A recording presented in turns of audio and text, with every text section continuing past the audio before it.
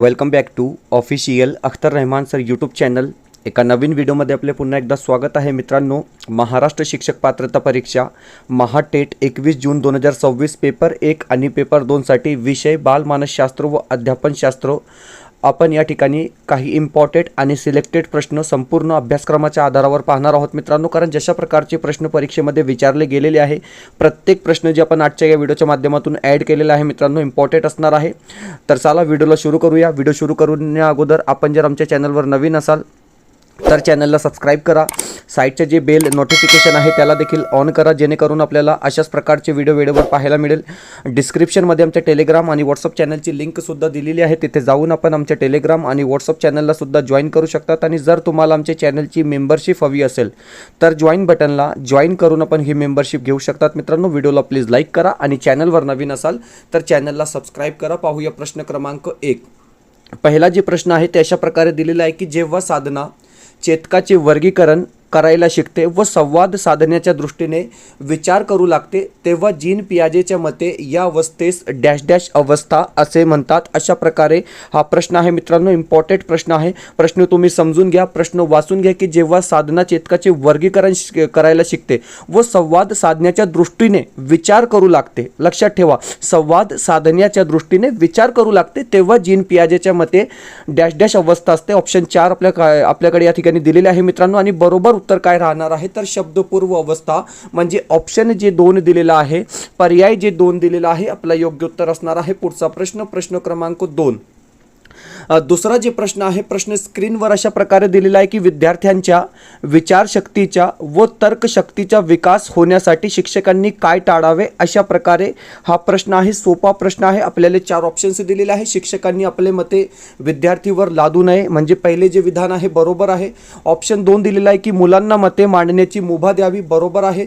Option 3 दिलेला आहे की सर्व मतांचा चिकित्सक विचार करण्यास शिकवावे, बरोबर आहे. परंतु या ठिकाणी जे पर्याय 4 दिलेला आहे अशा प्रकारे दिलेला आहे की मनावर भावना व पूर्वग्रहाचा पगडा ठेवून विचार करावा. तर हे बघा मित्रांनो, पूर्वग्रहाचा पगडा या ठिकाणी एक निगेटिव्ह टॅगवर्ड आलेला आहे म्हणजे ऑप्शन जे डी असेल, पर्याय जे डी दिलेला आहे आपला योग्य उत्तर राहणार आहे. पुढचा प्रश्न, प्रश्न क्रमांक 3. आता हे बघा मित्रांनो, एक स्टेटमेंट टाईप प्रश्न या ठिकाणी दिलेला आहे. तिसरा जे प्रश्न आहे आपण म्हणजे विधाने सुद्धा तुम्ही पाहू शकतात. या ठिकाणी 4 विधाने आपल्याला दिलेली आहेत. आणि प्रश्न काय आहे सर, एकदम म्हणजे आपल्याला ॲडजस्ट करून घेऊया. ओके, प्रश्न काय आहे तुम्ही प्रश्न पाहू शकतात की हे बघा, अंध विद्यार्थ्यांना अध्यापन करताना विशेष शिक्षण देणाऱ्या शिक्षकाने पुढीलपैकी डॅश डॅश तत्वाचा वापर करावा. अशा प्रकारे हा प्रश्न आहे. आपल्याला 4 ऑप्शन्स दिलेले आहे. अमूर्तता, तर हे बघा विद्यार्थी अंध आहे तर आपण या ठिकाणी अमूर्ततेचा वापर करू शकत नाही म्हणजे पहिले जे विधान आहे ते चुकीचं दिलेलं आहे. आता ऑप्शन बघा तुम्ही, ऑप्शन 4 या ठिकाणी दिलेला आहे. हे बघा, पहिल्या विधानामध्ये ऑप्शन दिलेला आहे दुसऱ्यामध्ये नाही दिलेला आहे, तिसऱ्यामध्ये पण दिलेला आहे म्हणजे कट करून घ्या. आणि चौथे ऑप्शनमध्ये सुद्धा हा विधान दिलेला आहे म्हणजे ऑप्शन जे 4 आहे ते सुद्धा तुम्ही कट करून घ्या. म्हणजे डायरेक्ट आपला उत्तर कोणता झाला तर 2, 3, 4 म्हणजे ब क ड आपलं या ठिकाणी योग्य उत्तर राहणार आहे. ऑप्शन जे आपला ब क ड दिलेला आहे बरोबर उत्तर असणार आहे. पुढचा प्रश्न, प्रश्न क्रमांक 4. आता चौथा जे प्रश्न आहे सर, प्रश्न अशा प्रकारे दिलेला आहे की मंद विद्यार्थ्यांची आकलन शक्ती कमी असते म्हणून पुढीलपैकी कोणती बाब टाळावी. अशा प्रकारे हा प्रश्न आहे. आपल्याला 4 ऑप्शन्स 4 विधाने या ठिकाणी दिलेले आहेत. तर हे बघा, या विद्यार्थ्यांना इतर विद्यार्थ्यापासून वेगळे न करता अध्यापन करावे हा आपला चुकीचं विधान आहे म्हणजे बाकी जे 3 विधान दिलेले आहे बरोबर आहे. परंतु ऑप्शन जे 1 दिलेला आहे तो आपला या ठिकाणी योग्य उत्तर राहणार आहे म्हणजे अचूक योग्य उत्तर असणार आहे. पुढचा प्रश्न, प्रश्न क्रमांक 5. आता 5वा प्रश्न सुद्धा एक स्टेटमेंट टाईप प्रश्न या ठिकाणी दिलेला आहे. प्रश्न आहे की कोणतीही संवेदना निर्माण होण्यासाठी कोणकोणत्या बाबींची गरज असते. अशा प्रकारे हा प्रश्न विचारलेला आहे. आपल्याला ऑप्शन्स दिलेले आहे, उद्दीपक, ज्ञानेंद्रिय आणि मज्जासंस्था. तर हे बघा 1, 2, 3 म्हणजे तिन्ही जे पर्याय दिलेले आहे बरोबर आहे. तर ऑप्शन जे आपला 4 असेल ब क सर्व विधान या ठिकाणी काय असणार आहे योग्य उत्तर असणार आहे म्हणजे पर्याय जे 4 दिलेला आहे आपला बरोबर उत्तर असणार आहे. मित्रांनो, प्रत्येक प्रश्न जे आहे ते परीक्षेच्या दृष्टीने महत्त्वपूर्ण प्रश्न आपण या ठिकाणी पाहत आहोत। प्रश्न क्रमांक 6 दिलेला आहे की कुमार अवस्थेत विद्यार्थ्यांना अध्यापन करताना शिक्षकांनी पुढीलपैकी कोणत्या गोष्टीचा वापर करावा, अशा प्रकारे हा प्रश्न आहे। आपल्याला 4 ऑप्शन्स दिलेले आहे की शिक्षकांनी वर्गात एकात्म पद्धतीचा अवलंब करावा, ऑप्शन 2 विद्यार्थ्यांच्या कल्पनाशक्तीचे प्रकटीकरण टाळावे, ऑप्शन 3 शीच्या आचारात विचारात विसंगती नसावी किंवा मुला मुलींना एकत्र बोलण्याची संधी द्यावी। अशा प्रकारे 4 ऑप्शन्स आहे। प्रश्न काय आहे की कुमार अवस्थेत विद्यार्थ्यांना अध्यापन करताना शिक्षकांनी पुढीलपैकी कोणत्या गोष्टीचा विचार करावा, तर ऑप्शन जे 3 आहे म्हणजे पर्याय जे 3 दिलेला आहे की शीच्या आचारात व विचारात विसंगती नसावी, म्हणजे पर्याय जे 3 असेल आपलं योग्य उत्तर राहणार आहे। ऑप्शन जे 3 दिलेला आहे बरोबर उत्तर असणार आहे। प्रश्न क्रमांक 7वा जे प्रश्न आहे सर, प्रश्न अशा प्रकारे दिलेला आहे की सांख्यिकी सरासरीच्या खालीलपैकी कोणता फायदा आहे, अशा प्रकारे हा सोपा प्रश्न आहे। म्हणजे सोपा प्रश्न आहे तर डायरेक्ट उत्तर पण पाहणार आहोत की 2 गटातील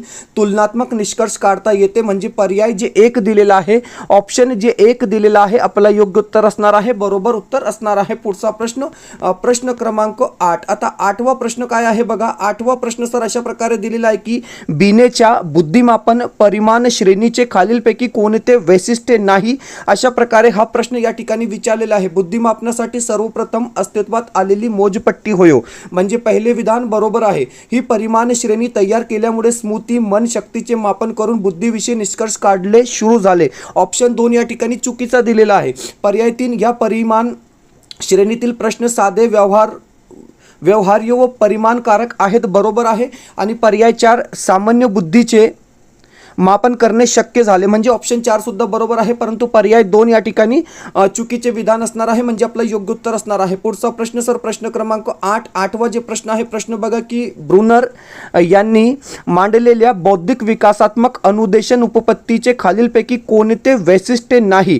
ओके, कोणत्या वैशिष्ट्य नाही म्हणजे बौद्धिक विकासात्मक अनुदेशन जी उपपत्ती आहे जोरम ब्रुनर यांची, त्याचे कोणते वैशिष्ट्य नाही, अशा प्रकारे हा प्रश्न आहे। तर बघा अध्ययन पूर्व रचना वैशिष्ट्य आहे, ज्ञानाची रचना बरोबर आहे, क्रम सुद्धा बरोबर आहे, परंतु वर्तन या ठिकाणी म्हणजे अयोग्य विधान राहणार आहे।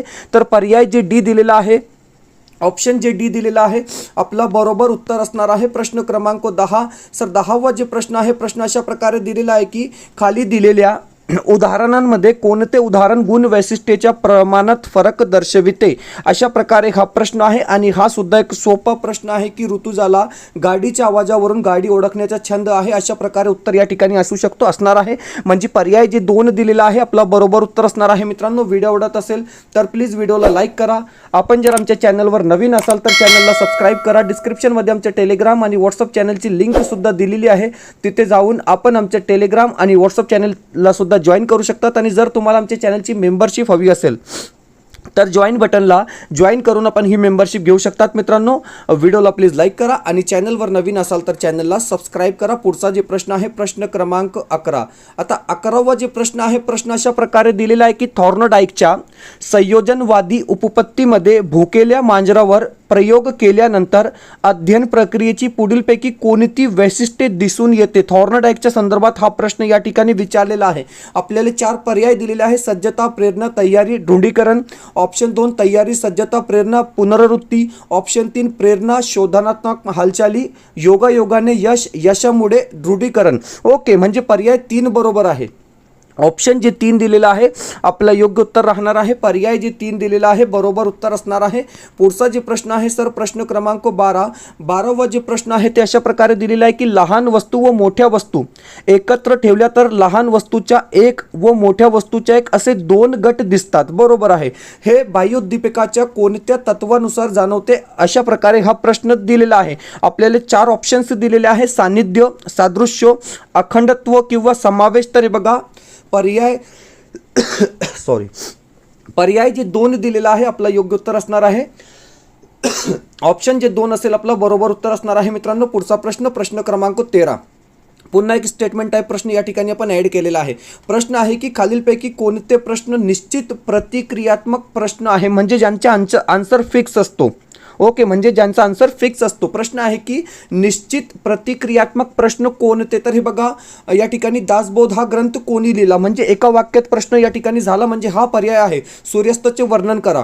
काकाची गजर काय आहे ते स्पष्ट करा.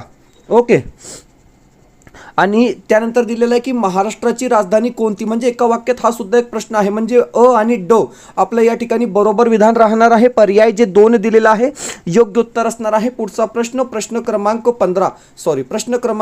14वा प्रश्न आहे की दोन समान अध्ययन परिस्थितीमधील विषयास ज्ञान, तंत्र, कौशल्य इत्यादी घटक व उद्दिष्ट यामध्ये समानता असेल तर अध्ययन संक्रमण होते. ओके, ही समान घटक उपपत्ती खालीलपैकी कोणत्या मानसशास्त्रज्ञाने मांडली आहे? डायरेक्ट इनडायरेक्ट प्रश्न तुम्हाला विचारलेला आहे की समान घटक उपपत्ती कोणी मांडली? तर सर्वांना माहित आहे थॉर्नडाईक आपलं या ठिकाणी योग्य उत्तर असणार आहे. पर्याय जे डी दिलेला आहे, ऑप्शन जे डी दिलेला आहे आपलं बरोबर उत्तर असणार आहे. मित्रांनो, महाराष्ट्र शिक्षक पात्रता परीक्षा महाटेट 2026 साठी आपले नोट्स अवेलेबल आहे मित्रांनो. हिंदी, मराठी आणि बाल मानसशास्त्र या 3 विषयाचे नोट्स अवेलेबल आहे.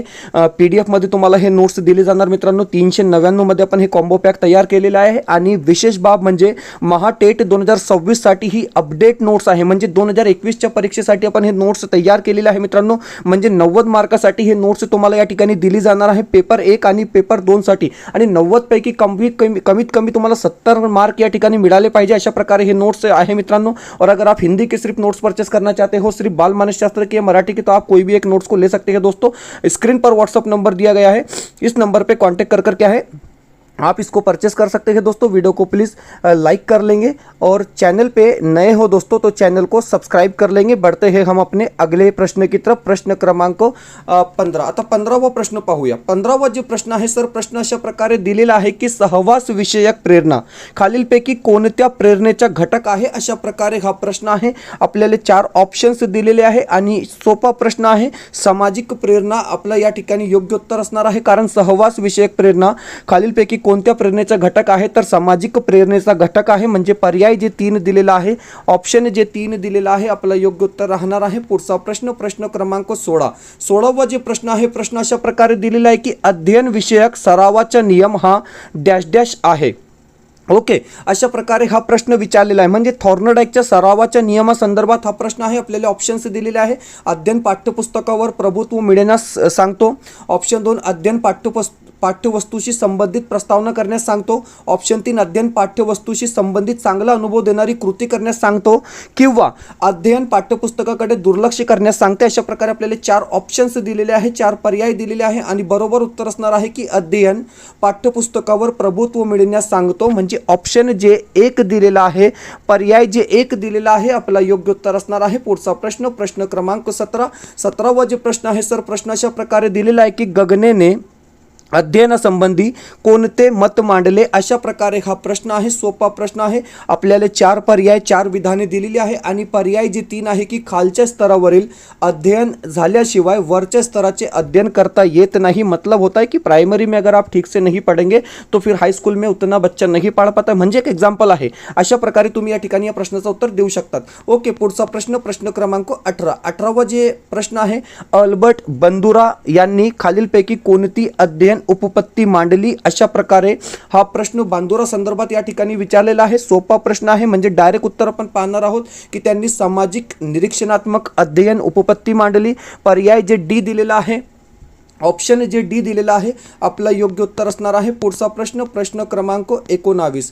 19वा प्रश्न आहे की खालीलपैकी कोणता घटक अध्ययनावर परिणाम करणारा बाह्य घटक आहे? अशा प्रकारे हा प्रश्न विचारलेला आहे. बाह्य घटक प्रश्न काय आहे? खालीलपैकी कोणता घटक अध्ययनावर परिणाम करणारा बाह्य घटक नाही? ओके, नाही असा विचारलेला आहे. तर हे बघा, अवधान व अभिरुची बाह्य घटक आहे. अध्यापन पद्धती व तंत्रे बाह्य घटक आहे. अध्ययन विषयक सुविधा बाह्य घटक आहे, परंतु सामाजिक दर्जा या ठिकाणी बाह्य घटक नाही. म्हणजे ऑप्शन म्हणजे अध्ययनावर परिणाम करणारा बाह्य घटक नाही. तर ऑप्शन जे 1 असेल, पर्याय जे 1 दिलेला आहे आपला बरोबर उत्तर असणार आहे. पुढचा प्रश्न प्रश्न क्रमांक 20. 20वा जे प्रश्न आहे की एका परिस्थितीत केलेल्या अध्ययनाच्या दुसऱ्या परिस्थितीत करावयाच्या अध्ययनावर जर अनुकूल परिणाम होत असेल तेव्हा डॅश डॅश होतो. तर धनसंक्रमण आपला या ठिकाणी योग्य उत्तर असणार आहे पर्याय जे एक दिलेला आहे, ऑप्शन जे एक दिलेला आहे आपलं बरोबर उत्तर असणार आहे. मित्रांनो, अशा प्रकारे आपण महाराष्ट्र शिक्षक पात्रता परीक्षा महाटेट 2026 साठी मोस्ट इम्पॉर्टंट आणि सिलेक्टेड 20 प्रश्न पाहिले आहेत. मित्रांनो, जर तुम्हाला प्रश्नसंच हवे असेल पेपर 1 आणि पेपर 2 साठी नोट्स पाहिजे असेल तर मित्रांनो तुम्ही आमच्याशी कॉन्टॅक्ट करून हे परचेस करू शकतात. भेटूया पुढच्या व्हिडिओमध्ये नवीन प्रश्नांसोबत.